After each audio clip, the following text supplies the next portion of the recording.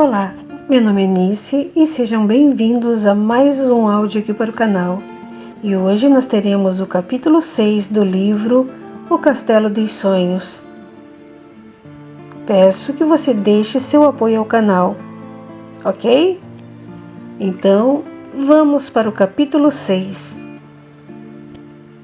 Lar para órfãos.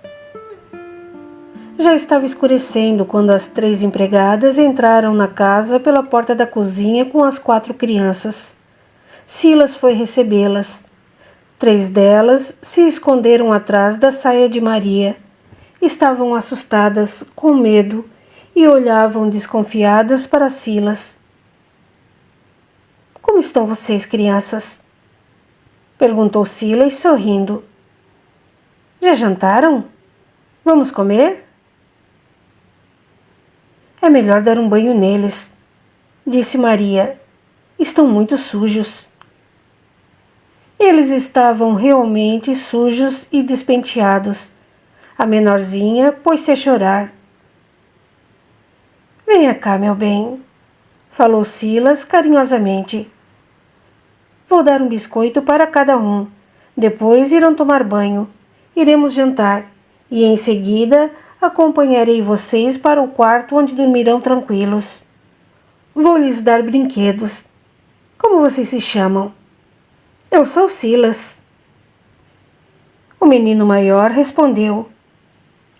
Chamo-me Moacir. Esta é Inês.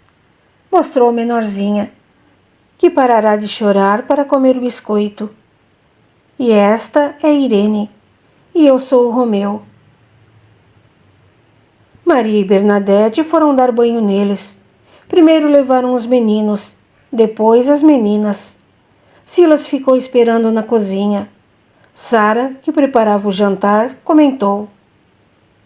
Menino Silas, trouxemos somente algumas roupas. Elas possuíam poucas e estavam velhas. A casa de Teresa estava uma bagunça. Eles tinham poucas coisas e estragadas. Não sei se algum empregado vai querer algo de lá. Maria disse que quem quisesse que pegasse e o resto que queimassem. Ao ver as crianças limpas, Silas se admirou. Como vocês estão bonitos de cabelos penteados. Sentem-se aqui, vou ajudá-los a comer. Maria colocou comida nos pratos e ele os auxiliou a se alimentarem porque estavam comendo com a mão. Vamos comer com a colher, não suje a mão, disse Silas. Jantou com eles na cozinha, conversou com as crianças, agradou-as e logo os 4 estavam mais tranquilos. Crianças sentem quando são queridas, pensou Maria. Agora vamos para o quarto, convidou Silas. Bernadette e Sara fecharam a casa e foram embora, e as crianças foram com Maria e Silas para o quarto ocupado por ele anteriormente. Vão dormir os 4 juntos, como faziam na casa deles, na mesma cama, pois ela é grande, de casal. Vamos encostá-la na parede e colocar 2 cadeiras para não caírem. Maria, poderão se sujar, mas irão tomar banho todas as tardes e colocar roupas limpas. Vamos educá-los aos poucos. As crianças olhavam tudo admiradas. Silas deu um brinquedo para cada uma e prometeu. Se comportarem direitinho, vão ganhar mais. E foi brincar com eles, que logo começaram a rir. Percebendo que estavam com sono, acomodou-os na cama. Agora vamos orar. Vocês sabem rezar? Não. Então eu falo e vocês repetem. Menino Jesus, nos proteja e abençoe. Que nós sejamos felizes aqui. Agradecemos ao Papai do Céu por tudo. Agora vamos mandar um beijo para o papai e a mamãe. Silas beijou-os e cantou uma canção de ninar. Cansados e acostumados a dormir cedo, eles adormeceram. Silas e Maria saíram do quarto. Quantos anos têm essas crianças, Maria? Moacir, o mais velho, vai fazer 6 anos. Romeu tem 4. Inês vai fazer 3. E a caçulinha Irene tem 1 ano e 10 meses. Vou deixar a porta do quarto deles aberta. Se chorarem, eu ou você escutaremos e viremos vê-los. A vela que está em cima da cômoda, no alto, deve ficar acesa. Vou dar boa noite ao papai. Silas encontrou Isaías preocupado. Menino, disse ele, acho que corremos perigo. Se descobrirem, serei enforcado. Não vão descobrir nada. Se enganamos até o padre, enganaremos a todos. Você poderá andar pela casa agora, brincar com as crianças de Teresa, ficar na sacada e na varanda. Não será perigoso? Não. Cumprimente os empregados como meu pai fazia. Você se lembra? Era bom dia ou boa tarde. Papai sempre dizia o nome do empregado. E se perguntarem como está, responda: com a graça de Deus estou melhor. Assim você não ficará tanto neste quarto. Silas, Juvencio nos conhece bem, a mim e ao senhor João. Era meu amigo e conversávamos muito. Será que nem ele desconfiará? Não, Isaías. Hoje ele o viu e comentou comigo que o senhor João está como sempre, só que mais magro. É mesmo? Se Juvencio achou isso, todos acharão, exclamou Isaías, suspirando aliviado. Vamos dormir. Amanhã cedo chegarão os trabalhadores e vou começar aumentando o açude e embelezando-o. Silas, preocupado com as crianças, levantou-se 2 vezes à noite para olhá-las.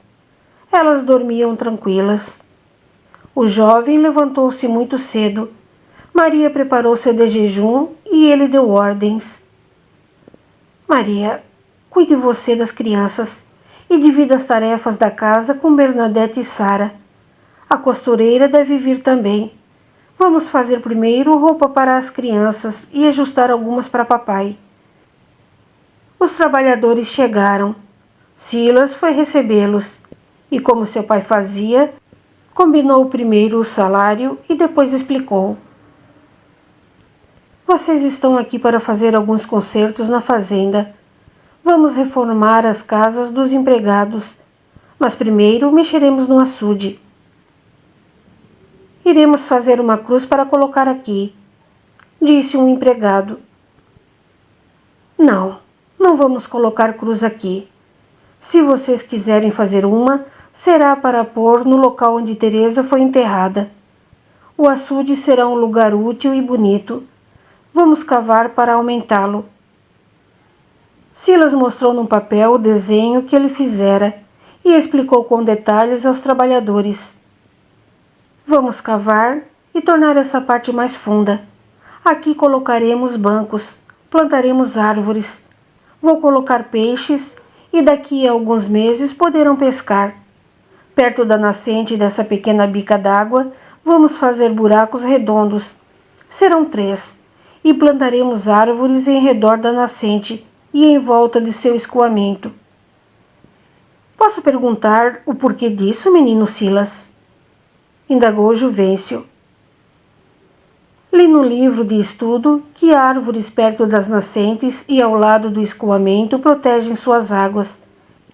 Esses buracos que vamos fazer armazenarão águas da chuva, fazendo a terra ficar úmida e impedirão que a nascente seque em época de grandes estiagens. Logo estaremos no período de chuvas. Nosso reservatório ficará cheio e, para não prejudicar nossos vizinhos que usam da nossa nascente, continuaremos a desviar suas águas para abastecê-los.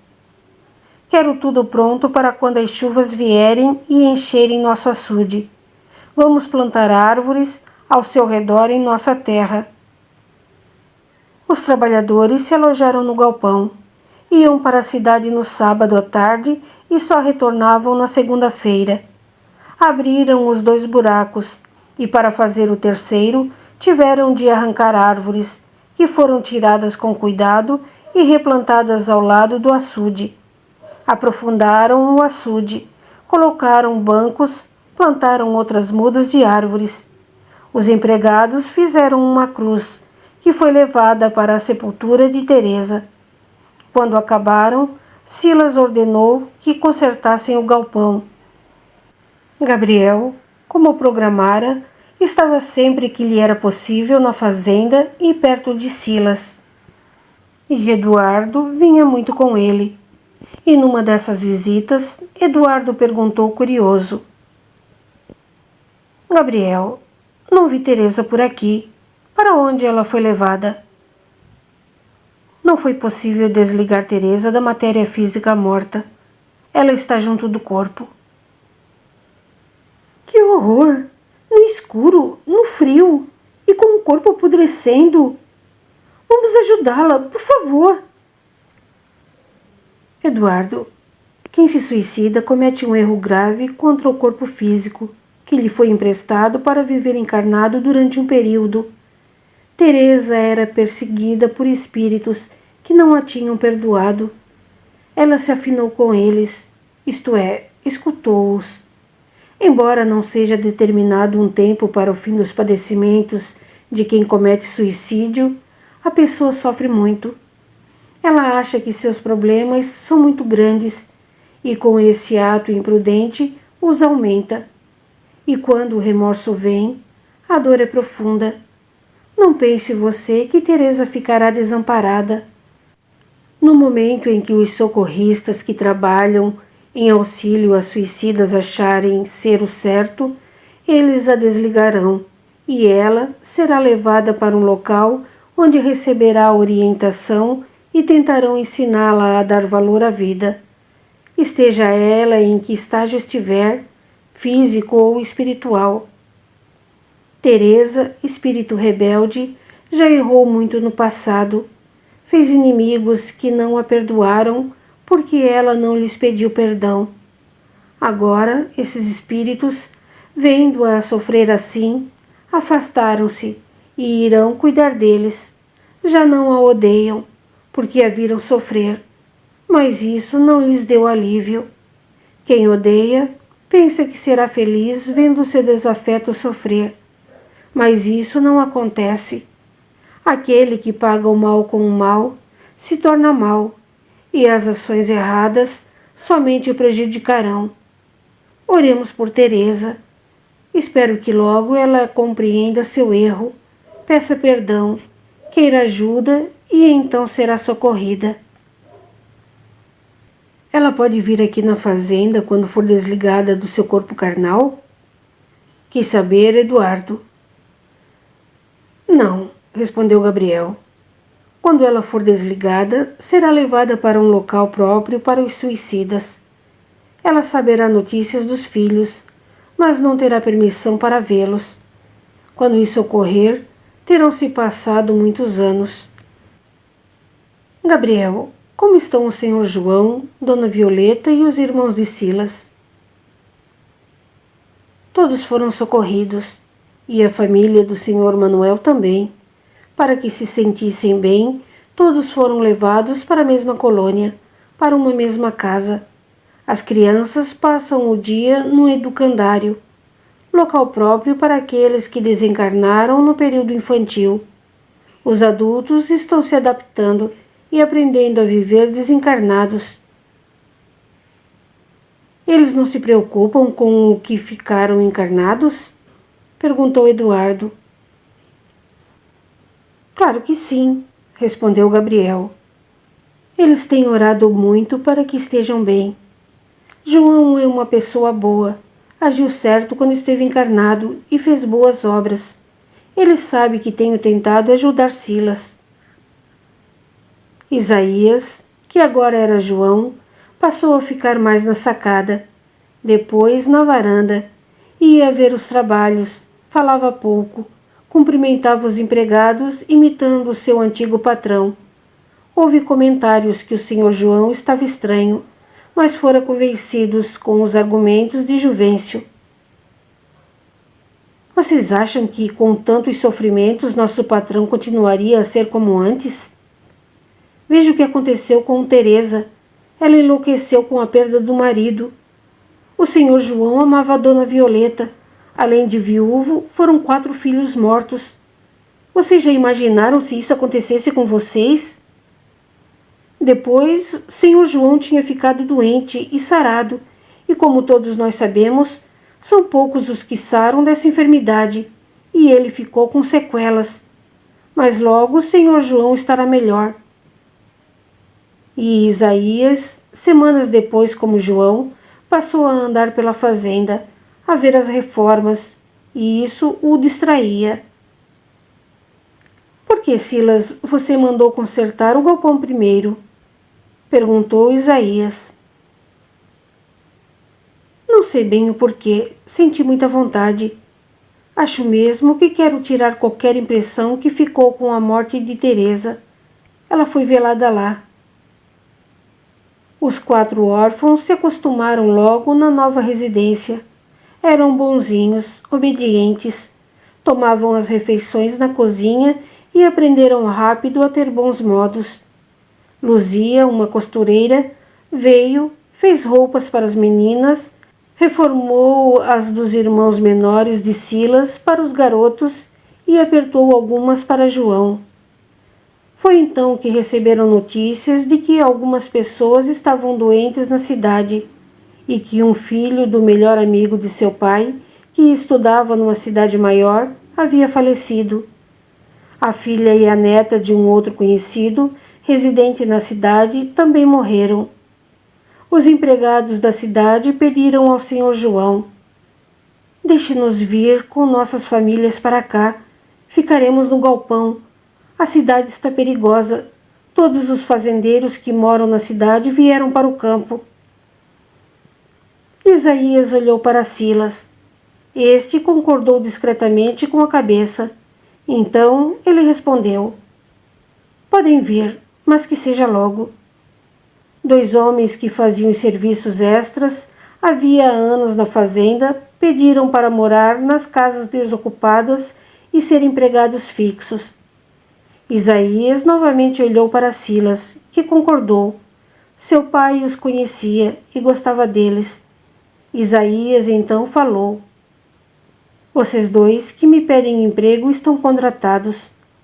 Vão hoje para a cidade e tragam suas mudanças e ocupem as casas vazias. Temos espaço no porão de nossa casa, que pode, após uma boa arrumação, ter espaço suficiente para abrigar a família da casa que for consertada. Vamos fazer esses concertos com rapidez. Naquele dia foi uma correria. O galpão abrigou 5 famílias e os 2 empregados se mudaram. Mas à noite estavam todos acomodados. À noite, Silas pegou as cartas de condolências que havia recebido na ocasião do retorno de João, que na realidade era Isaías, e as leu. Copiou alguns trechos, imitando a letra de seu pai, e escreveu ao conhecido cuja filha e neta haviam falecido. E para o amigo de seu pai, escreveu uma longa carta. Além de ter copiado, fez a maioria do texto pedindo a ele para ter fé e superar o sofrimento. No outro dia cedo, Silas pediu que o empregado as levasse à cidade. O empregado retornou com a notícia de que os moradores estavam apavorados. Trouxe uma missiva do padre Mateus. Silas leu a carta do padre Mateus. Ele se despedia. Informava que alguns padres haviam falecido e que fora chamado para ser pároco em uma cidade maior, que já tinha celebrado as missas encomendadas e não ia esquecer de orar por toda a família. Silas deu a notícia a Maria e Isaías e comentou: isso é uma notícia boa para nós, no meio de tantas desgraças. Padre Mateus era uma pessoa que poderia desconfiar da troca que fizemos. Preocupava-me também com esse amigo de papai, Mas agora que seu filho morreu, a dor com certeza o fará se isolar, não se interessar por problemas alheios. Com tantas aflições, preocupações na cidade, ninguém se interessará em saber se papai mudou muito ou não. Depois, Isaías, você está aprendendo rápido. Estou me esforçando, menino Silas, respondeu ele. Tudo o que nos aconteceu e ocorre é muito triste. Quero fazer tudo direito, porque sei que se for denunciado, serei condenado e todos aqui na fazenda irão sofrer. Silas proibiu todos os empregados de irem à cidade. Ninguém deveria sair da fazenda. Se estivessem isolados, não seriam contaminados. E os concertos foram feitos. As casas todas estavam reformadas. As chuvas vieram e encheram o açude e os buracos. As árvores ficaram vistosas e as novas mudas cresceram. Não havia mais ninguém doente na cidade e os trabalhadores extras, com suas famílias, voltaram para seus lares. Juvencio foi à cidade saber das notícias e voltou com os nomes de todos os que haviam falecido. Vou escrever as cartas de condolências, decidiu Silas. Menino Silas, informou Juvencio, há na cidade 12 crianças órfãs que estão na casa paroquial esperando para serem levadas a algum orfanato, mas me disseram que os orfanatos estão lotados. 12? São pequenos? Perguntou Silas com dó. A mais velha tem 12 anos. São filhos de pobres, cujos pais faleceram. Morreram muitas crianças com essa doença. Silas foi para o seu quarto e escreveu as cartas, mas estava inquieto. Mesmo brincando com as 4 crianças, estava triste e falava nos 12 órfãos a todo momento. — Que está pensando em fazer, Silas? Perguntou Maria. — Será que quer trazer essas 12 crianças para cá? — Se for isso, eu aprovo, disse Isaías. — Vocês estão delirando? Indagou Maria. — Não, respondeu Isaías. Eu mudei. Acredito que o sofrimento modifica as pessoas.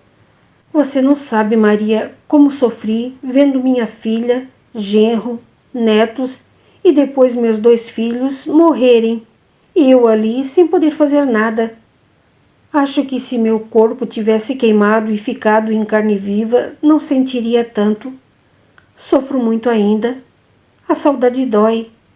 Essas crianças, os 4 filhos de Onofre, estão felizes aqui. Suas risadas são como bálsamos ao meu coração ferido. Vendo Silas cuidar de tudo com justiça, tenho certeza de que agi certo em fazer o que o Sr. João me pediu. Sou um ignorante, mas compreendi que quando enxugamos as lágrimas de outros, Deus suaviza nossas dores. Esses 12 órfãos devem estar com medo, sofrendo a ausência dos pais. Silas abraçou Isaías, e Maria sorriu e perguntou: Onde vamos alojá-los? Maria, amanhã você irá com Juvencio e o outro empregado em 2 charretes buscá-los. Acomodaremos as meninas no quarto que era dos meus irmãos, e os meninos nos quartos de hóspedes. E se houver algum nenê, posso colocar para dormir com você? Pode, respondeu Maria.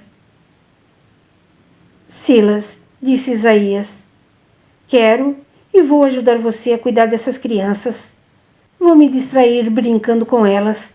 Farei algo de útil. Maria, recomendou Silas, se na cidade alguém perguntar o porquê de estarmos trazendo os órfãos, responda que é porque queremos ajudar. Iremos abrigá-los até que seja encontrado um local para ficarem. Silas foi dar as ordens para Juvencio, que escutou sorrindo e comentou: Menino Silas, existe agora mais um motivo para defender esse lugar, o lar dos órfãos. Por tantas coisas boas que estamos fazendo, Deus levará em conta e nos ajudará. Nada de mal nos atingirá.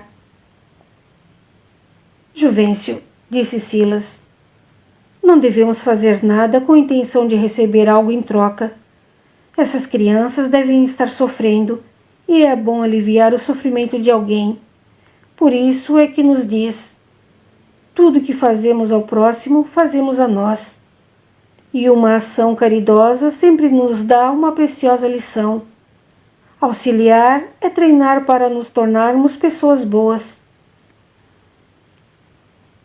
Não entendi, exclamou Juvencio. Acho que nem eu, admitiu Silas sério.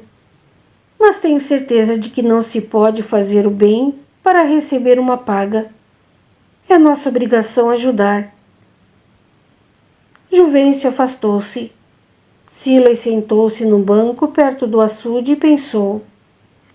Não sei como ou por que tenho, às vezes, pensamentos diferentes, ou falo algo em que ainda não havia pensado.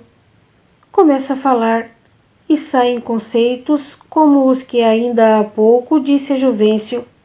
Mas o que falei, creio ser o certo.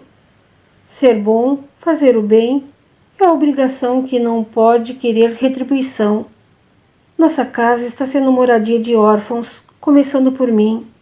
Sou órfão, mas não devemos fazer nada esperando algo, ainda mais em troca. E essa troca seria para que não descobrissem a fraude, que Isaías não é João. Deus, eu não quero fazer isso. Quero somente que aqui, neste lar em que sou abrigado, possamos abrigar outros e que juntos possamos ser felizes. Silas foi verificar como Isaías e Maria estavam preparando a casa e concluiu. Vamos ter de fazer mais camas. Gabriel e Eduardo visitavam a fazenda. Eduardo, vendo o seu instrutor sorrir contente, indagou-lhe. Ficou alegre com a decisão de Silas? Fiquei. Essas crianças terão aqui abrigo e orientação. Escutei Silas pensando. Falou Eduardo. Por que ele age assim? Maria diz que ele é muito adulto para sua idade. Silas tem compreensão de muitas coisas. Vimos que nem ele mesmo entendeu o que expressou. Silas, explicou Gabriel, esteve conosco no plano espiritual por muito tempo e estudou bastante. E em suas vivências passadas já compreendia e colocava em prática os ensinamentos de Jesus. Ao reencarnarmos, esquecemos, mas fica a compreensão dos principais objetivos do que planejamos para nós e que, em determinados momentos, podem vir à tona. Tanto que, ao aconselharmos alguém, tentando com sinceridade ajudá-lo, achamos soluções para as nossas dificuldades. Presenciamos Silas tentando orientar Juvencio, porque o empregado acha mesmo que, trazendo os órfãos para cá, Deus terá a obrigação de ajudá-los, e que ninguém descobrirá que Isaías não é João. E será descoberta essa troca? Perguntou Eduardo, curioso. O que sei eu? Não sou adivinho. Nós, por estarmos desencarnados, não sabemos mais que os encarnados. Às vezes, somente deduzimos, ou sabemos de algumas intenções, boas ou más das pessoas. Não sei o que acontecerá no futuro.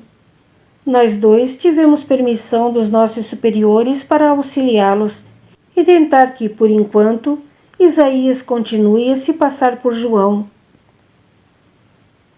Não devemos fazer nada esperando a recompensa? Perguntou Eduardo. Não, Eduardo. Não devemos fazer bem algum esperando ou julgando receber algo por isso. Devemos entender que temos de agir corretamente, não fazer maldades com medo de castigos e nem agir certo por prêmios. Gabriel fez uma pequena pausa, suspirou e voltou a elucidar. Nada que temos é nosso. Tudo pertence a Deus, até o nosso corpo físico, que volta a ser pó. Erroneamente, muitos se julgam donos das coisas de Deus e se apegam a elas.